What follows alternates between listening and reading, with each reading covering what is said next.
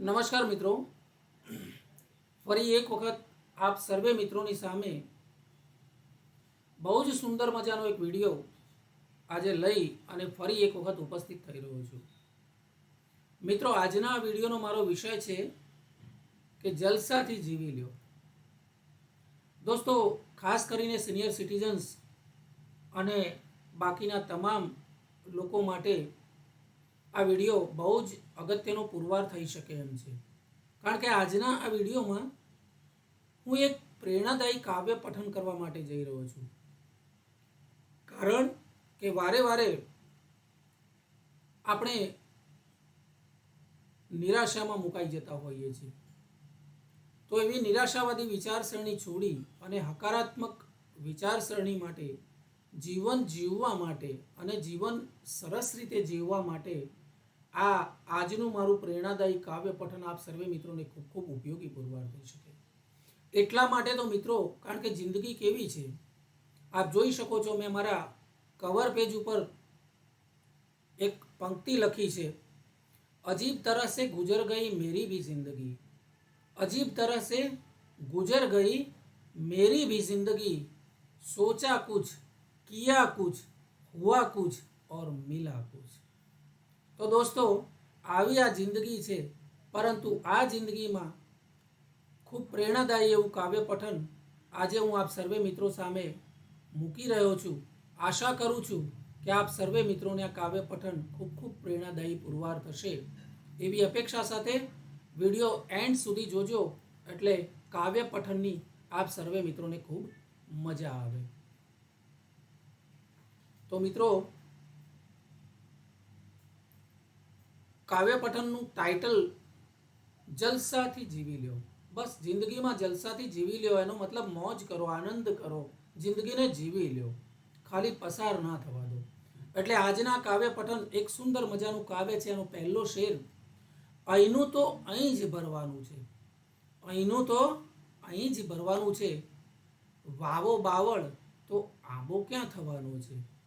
મિત્રો, વાવો બાવળ તો આંબો ક્યાં થવાનો છે. જો આંબાની કેરી ખાવી હોય તો આંબો જ ઉગાડવો પડે. બાવળ વાવવાથી કોઈ દિવસ આંબો થવાનો નથી. એનો મતલબ કરણી તેવી ભરણી, જેવું કર્મ કરશો એવું તમને ફળ પ્રાપ્ત થવાનું છે. એટલે આ કાવ્ય પઠનની મારી જે વાત છે એમાં કવિતાનો પહેલો શેર આપણને ઘણું બધું કહી જાય છે. ત્યાર પછી મિત્રો, આજના કાવ્ય પઠનનો બીજો શેર છે,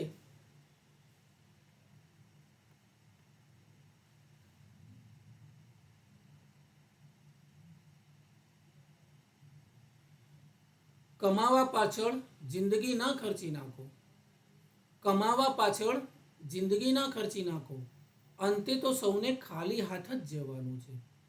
મિત્રો, આખી જિંદગી આપણે પૈસા કમાવા પાછળ જિંદગીને બરબાદ કરી નાખીએ, જિંદગીને પસાર કરી નાખીએ છીએ. પરંતુ સિકંદરની વાત તમને બધાને યાદ હશે કે સિકંદર આખી વિશ્વ ઉપર વિજેતા પ્રાપ્ત કર્યા પછી પણ અંતે એને ખાલી હાથે જ જવું પડ્યું હતું. એટલે આ શેર કવિતાનો બહુ જ સરસ છે. કમાવા પાછળ જિંદગી ના ખર્ચી નાખો, અંતે તો સૌને ખાલી હાથ જ જવાનું છે. ત્યાર પછી કાવ્યનો ત્રીજો શેર બહુ જ સુંદર મજાનો છે, સુખી થવાની ચાવી છે. મિત્રો, કોઈના સુખને જોઈને સુખી ના થાઓ. જો તમે કોઈના સુખને જોઈને સુખી નહીં થાવ તો તમને પણ ક્યાં સુખ મળવાનું છે. મિત્રો, આપણે સુખી ત્યારે જ થઈશું જ્યારે આપણે બીજાને સુખી જોઈ શકીશું. ત્યાર પછી કવિતાનો ચોથો શેર એ પણ ખૂબ સુંદર મજાનો છે, નામ એક દિવસ અહીં ગુમ થઈ જવાનું છે. મિત્રો, આપણું જે નામ છે એ એક દિવસ ગુમ થઈ જવાનું છે.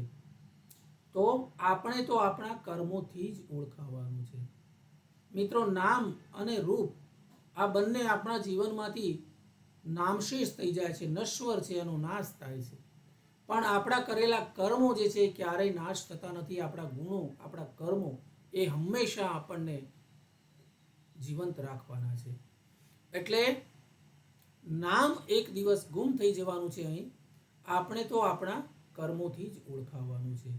ત્યાર પછીનો આખરી શેર છે, મળી છે જિંદગી એકવાર જલસાથી જીવી લ્યો, મળી છે જિંદગી એક વખત જલસાથી જીવી લ્યો, અંતે તો આ દુનિયાને અલવિદા જ કહેવાનું છે. અંતે તો આ દુનિયાને અલવિદા જ કહેવાનું છે.